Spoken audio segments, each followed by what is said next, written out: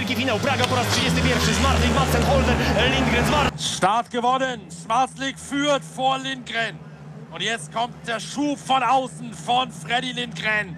Il y a une petite erreur de Schmarzlik. Ça redonne un tout petit espoir à face Freddy Lindgren qui pour l'instant est en deuxième position, qui semble déchaîné, mais ça va être dur parce qu'il est loin et attention même à sa deuxième place. Ja Madsen on siellä sisällä myös mukana pelissä. Tällä hetkellä Schmarzlik on marssimassa kyllä osakilpailuvoittoon. Ajaa vakuuttavasti puolalainen. Freddy, kołowanie, ale czy on skraca dystans?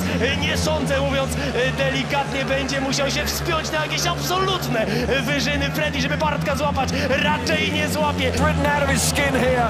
Really intelligent ride out in front. Right out onto the dirt. He's got a lap to go. He won the opening round in Landshut. En 100:e Grand Prix-deltävling. Det där är Madsen mot Lindgren, men Lindgren svarar in i målsväng. Bartosz Schmarzlik. Dym nad Pragą, jest nowy królewicz. Schmarzlik w setnym Grand Prix wygrywa po raz 28. Wow! They said he wasn't going anywhere. They said he was having a terrible season.